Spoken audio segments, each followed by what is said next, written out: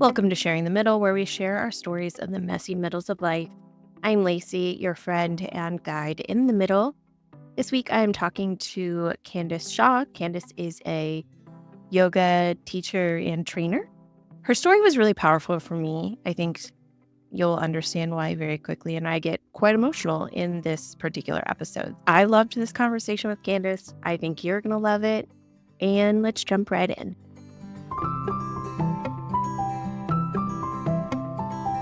Welcome, Kandice. I'm so excited to be talking to you. You rescheduled with me, which always makes people just my favorite, being flexible, because I need that in life. Why don't you take a moment to introduce yourself to our listeners? Hi, my name is Kandice Shaw. I'm a trainer of yoga teachers. I host beautiful retreats where we gather in community and connection and leave feeling transformed.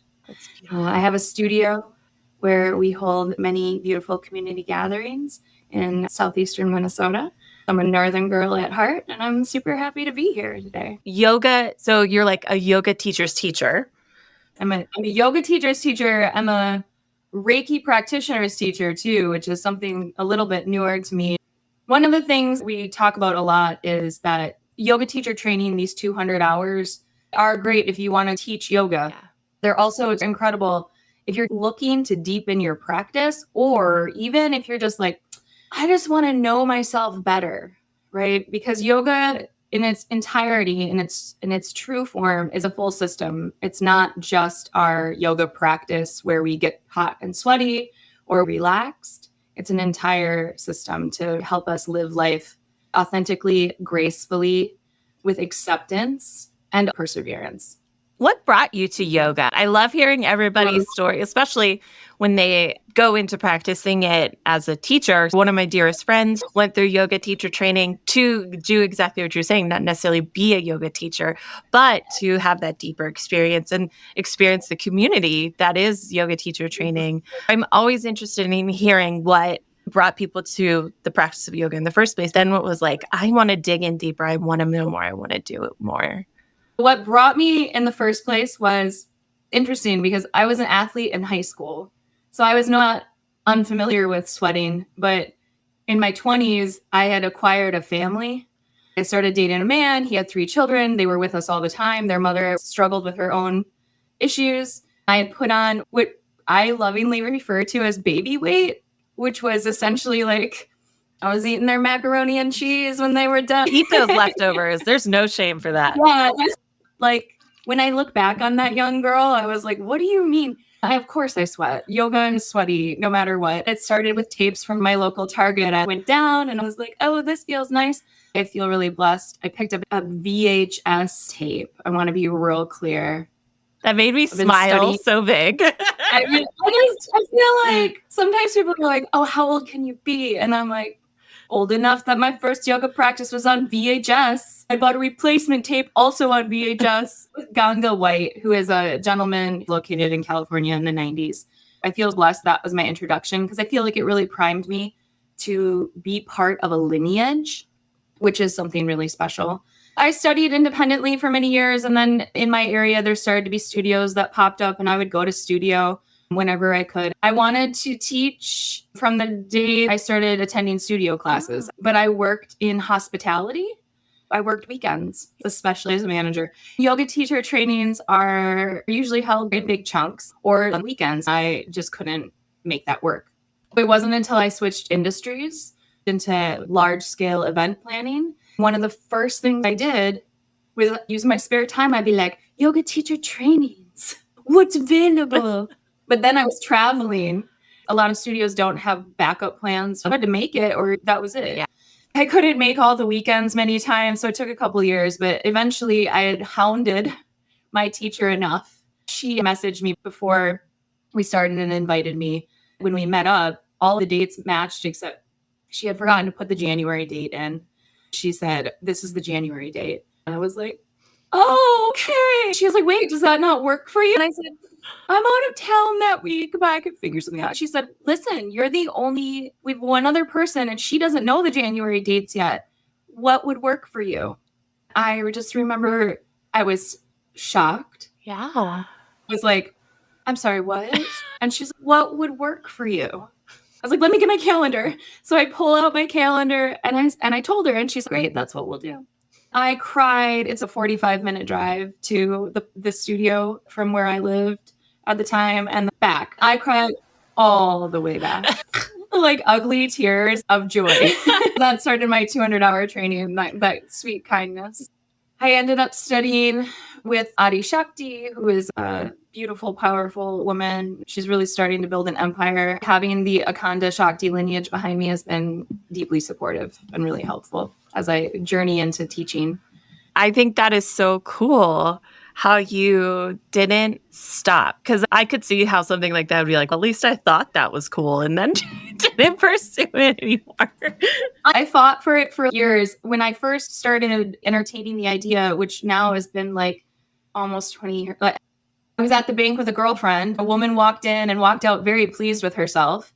I looked at my girlfriend and I said, she seems very happy. And my girlfriend was like, oh, she just got her business loan. She's opening a yoga studio in town.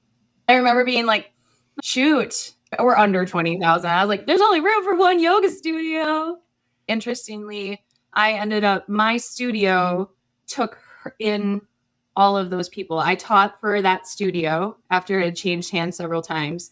I taught for that studio. And when the owner was ready to be done, I was ready to start. So it's a beautiful turn of death events. Well, I love when you can look back and see the plot points like that. Yeah. I love that so much.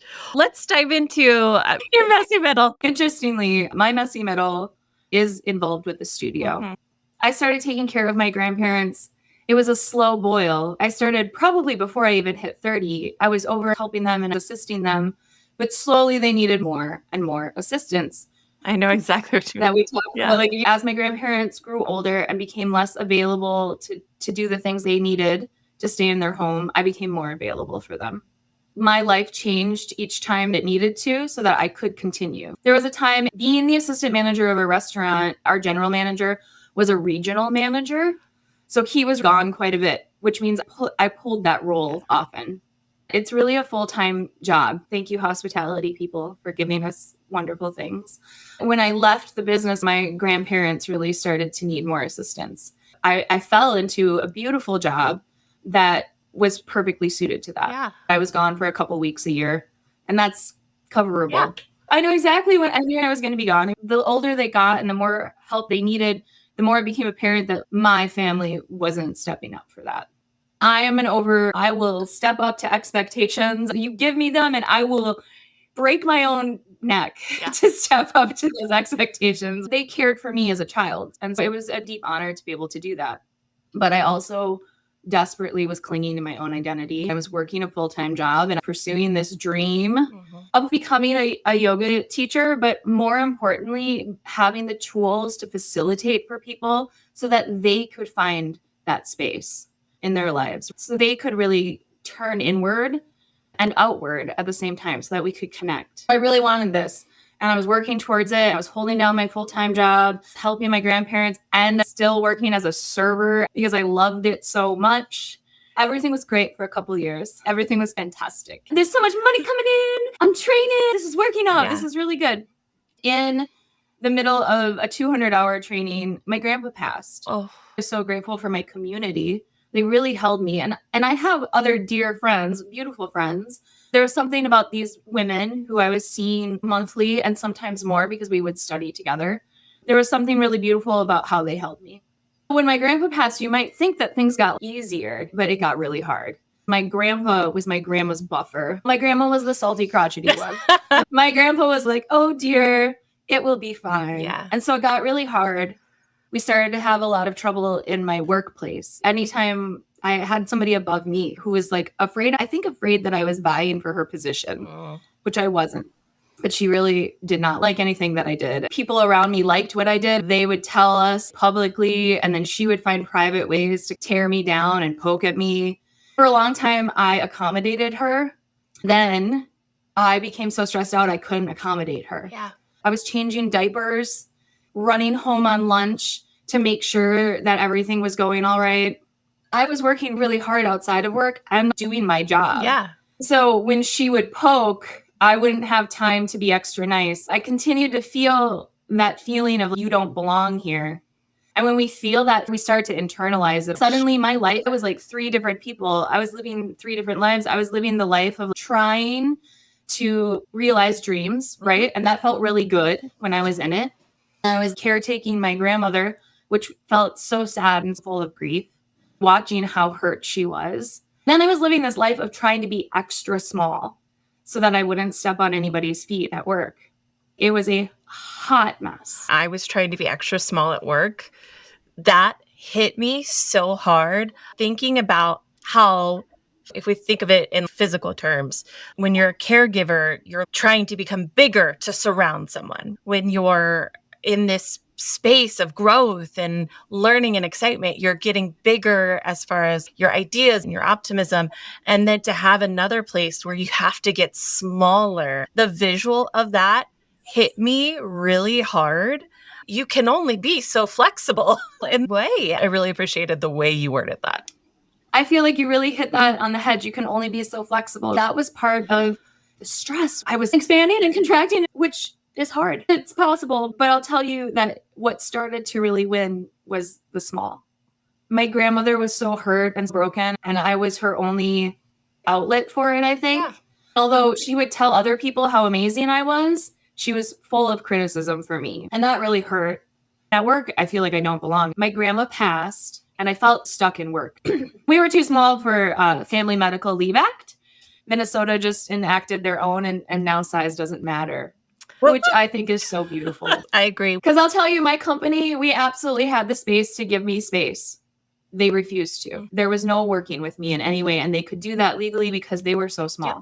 So my grandma passed, and that was its own special battle. Yeah. It was the start of coming out of that messiness. My partner stepped up in such a beautiful way before she passed. I think I made it more difficult for myself by not asking for help. I continued to be like, it's okay, I got it. I desperately just needed somebody else to make my grandma dinner. Yeah. And he was so happy when I finally did invite him to step in. He did it so beautifully. I never would have made it without him. Can I just, you couldn't ask for help. When you look at what you're going through, you have one place where you can't be vulnerable because you're providing care to your grandma. Another place you're being attacked from all sides. And then another place where you're trying to learn and you already are in such a place of growth that opening it up more can upset the balance. So I want to normalize and that it's hard to ask for help faces, and especially when it's a partner that you love so much, you respect so much, that they would want to help, but you also know that they are your only anchor. You know what I mean? Yeah. And so you cannot disrupt that because what if it got worse?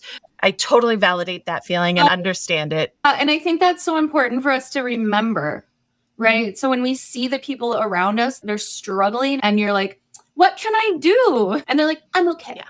I'm good. We're just working through it. There's a power in, hey, I'm not busy Thursday night. I will come make dinner. That's a different way of offering help. It's incredibly appreciated. Sometimes it doesn't feel appreciated in the moment, but in the end, it's so much better when we're healthy and see our friends or people struggling. If we step in that way, it's actually much more helpful, right? With love and with kindness and without judgment. Let me bring you a casserole. Yeah.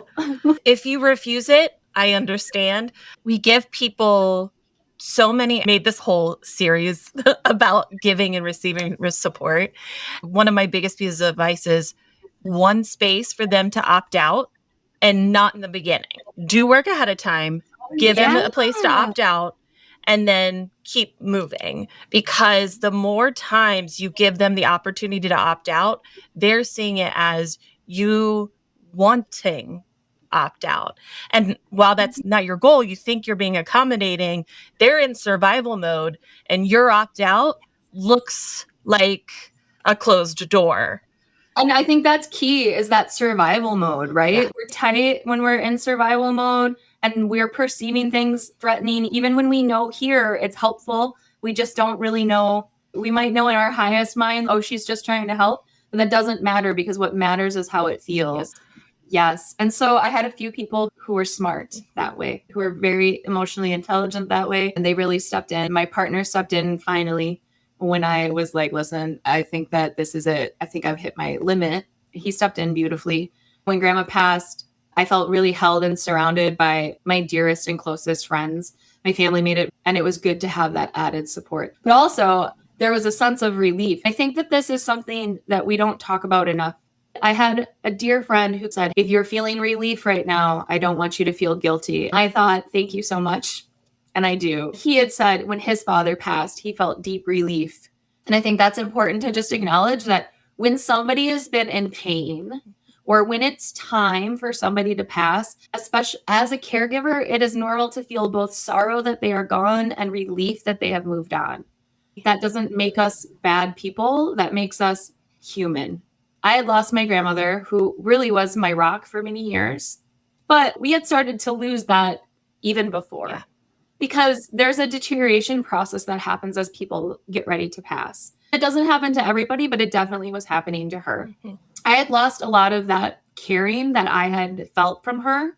Previously, I felt deep relief knowing that she had found her peace, knowing that she was with my grandpa, which is really what she wanted, really offered me this beautiful sense of peace, which made it a little easier to take care of all the crazy things that happen as we move through taking care of somebody's estate.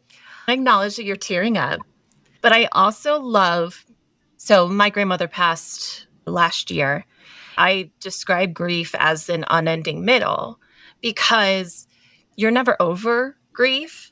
It is so messy because all of these things you just explained, right? There are so many aspects and they sneak up on you and they show up in so many different ways.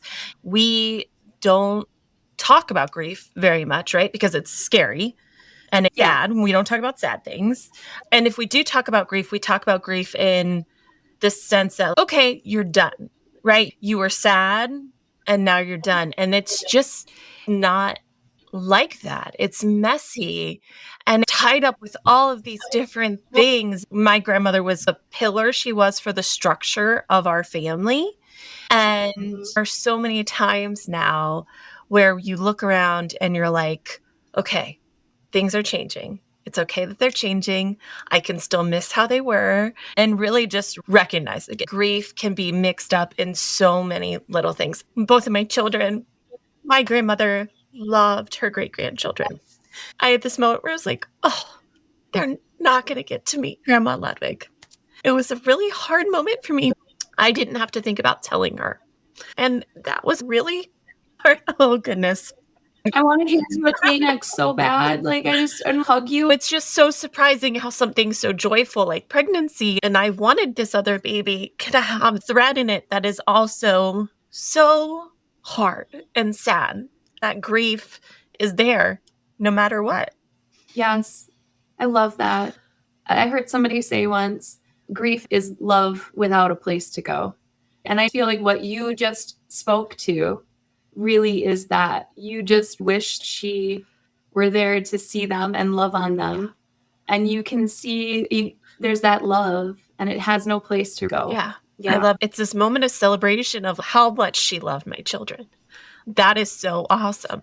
And so confusing that there can be so many things that seem contradictory that are happening at the same time. Yeah. Yeah.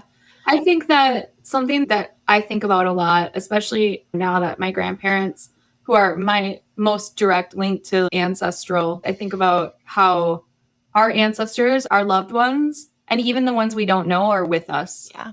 I just have to firmly believe that she is still there loving on them through you, right? There's something about you that carries her. And she's still there, and she's maybe even more so because of your memory of her. I think that our relationship with our ancestors who have passed can be such a beautiful, enriching thing in our lives. It is very important to me that we get to you coming out of this messiness. So let's get there. Just before Grandma passed, I had come into having the studio. I'd set the studio up for maximum return on minimum time. At the time, it was just a necessary situation. But now, several years out, I reap the benefits of that. My studio, my business allows me a lot of freedom. We're past all of that messy middle for now. Like we said at the beginning, there's always going to be some new hot mess at some point. That's what life is about. That those lows allow us to more beautifully experience the highs and the steadfast things if we use them properly. Now I'm in a place where, because of all those things, I have a deeper understanding. For most of my life, I thought I was pretty great. I thought everyone was pretty great. I had only a mild understanding of what it was like to not feel like everyone was pretty great. My time in my previous employment really taught me how it feels to be in a group that intentionally, like there are people intentionally pressing on you, like intentionally trying to make things harder. Yeah. Right. Or not intentionally, but definitely trying to make things harder. Yeah. That is a very special gift. It allows me to hold things for people in a way that I wasn't able to do before. It allows me to hold space for myself in a way that I wasn't able to do before. We're a few years out now, and I think that we see my grandma is, I still don't understand what she's doing. And my grandpa was like, it doesn't matter. It's amazing. I think that they're here all the time with me. I have this beautiful freedom where I get to travel to Peru to deepen my studies, where I get to move. I was able to make the space just a few weeks ago to go to Costa Rica to take advantage of a training with sacred plant medicines to really understand them more deeply, and signed up to head to Guatemala with my mentor. And we're going to spend a few weeks together there. Well, she runs her 200-hour and I just watch. I'm just going to watch with big eyes and learn. And so now I have this space, and it gave me confidence so I can take care of myself. My grandma's passing freed me up, where I was able to then say, I can leave this employer. And part of that is because of the gift that my grandparents left me. Yeah. They left me a beautiful gift. They left me their home. They left me money. Mm-hmm. Right. And that really allowed me to step into this new, much smoother place. Yeah. It feels so smooth right now. I want to give you kudos for not feeling like you have to fill in the time with doing more stuff. Because that is something that I feel like we have been trained, right? As Americans, especially, of, freed time is unproductive time and we need to fill it in with more. I think it's awesome that you're like, hey, no, this system I set up previously is still serving me. I don't need to add more to it. I get what I need from it. Let me fill in with other things that bring me abundance and joy in a different way. Yes. Kudos to you. That's really great. Thank you. Not something that you hear many entrepreneurs do, because we are all conditioned to do more, to be more productive. Thank you. Maybe there will be a time when it is appropriate for me to scale in that way. But right now, it's not appropriate. What is appropriate is for me to show up for the people in my community and to enrich my life in other ways. Maybe 5 or 6 years from now, I'll be like, the simple system is not working anymore. When we grow to that place, that's lovely. And maybe we won't. But I just don't have the same. Sometimes people's goals are like, let's take over the world. That's not my goal. My goal is let me touch as many people as intimately, right? Like within their hearts as I can. Yeah. And to do that, it takes a different scale.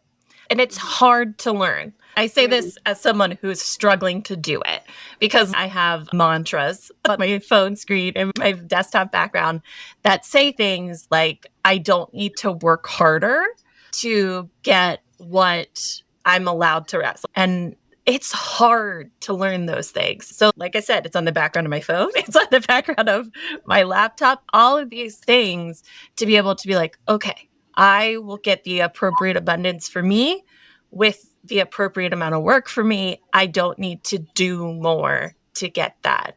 I'm looking at you and I'm like, see, it can happen. It's true. Girl, I want you to know that there are days when I'm like, what am I doing? It's a constant game of up and down. It is possible, but not without support. I want to be real. I have the support of my grandparents, not just in spiritual form, which is lovely, but more importantly, in the physical world. Like, they left me support systems. I have the support of my partner. Yeah. For all the single ladies out there, and maybe even the committed ladies, please know that your expectation is often the driver of what you receive. And I know you're going to be like, no, I do expect him to do the laundry. My experience is that when I'm honest with what I need and when I found a partner who deeply appreciates that and has never not stepped up. Sometimes there's friction, but there's that stepping up, and it's so beautiful. So that support really matters. Like, if you don't have it, I hope you will find it. To everyone who's listening, if you don't have it, how can you find it? The letting go part is the first part of it. And that's hard. I always shout to the rooftops of how wonderful my husband is when it comes to being a partner for me. But it took me getting sick to force us both into a place of being like, okay, wait, what are we both good at? Both of our strengths. Him stepping up in certain ways that he didn't expect has made our home a much better place for everyone. I'll never forget being frustrated in a therapy session before I went through everything. I was complaining about something. My therapist said, if he's never had to do it, why would he? You have to be the person to actually draw the line in the sand, which is scary and hard. But when you do, it becomes better for everyone. Yeah, and I think that's true in all of our relationships. We love to be nice. And I think, especially as women, we're conditioned like niceness is the way. Because if we speak what we need, it might not be nice, but we can speak what we need with love. And that's much more kind. Kindness is so much more important than niceness. Niceness is a reaction. Kindness is an action. Niceness is a reaction. That's so beautiful. So that's where I am. Now we're doing retreats. We just finished a really large retreat in north central Minnesota over the summer solstice. We had 23 people there. I'm pretty proud of that. So many wonderful souls. And to see that progression, even over just a few days as we start to decompress. And then we do a little connecting. And maybe it feels a little bit weird when Candice says make eye contact with people. And then at the end, people are like, let me just make eye contact with you. And can I hug? It's just fascinating to watch those containers and so heartwarming to hold those spaces. I've got another retreat coming up in November, which is around ancestral healing and ancestral connections, which is going to be really beautiful. We're starting our 200-hour in September. It's our second season. It's such a blessing to be able to be doing that. Adi, my mentor, has really helped accelerate where I can be so that I can be here in this place of this is very abundant. This feels really lovely, right? Yeah. I'm working really hard and it's really great. Where can people find out more about you all? You can find me personally on Instagram on Kandice Shaw. Kandice Shaw, Kandice with a K on Instagram. You can find us at Sangha Yoga Studio on Facebook. And then I can also give you our website is Sangha Yoga and Wellness. Yeah, I'll pull that into the show notes. Thank you so much for sharing the middle with me today. I did not expect to cry today. It's a good one when tears have happened on both sides. Thank you so much. I feel like we just had a lovely connection. And thank you so much for having me. It was really special to me. Thank you.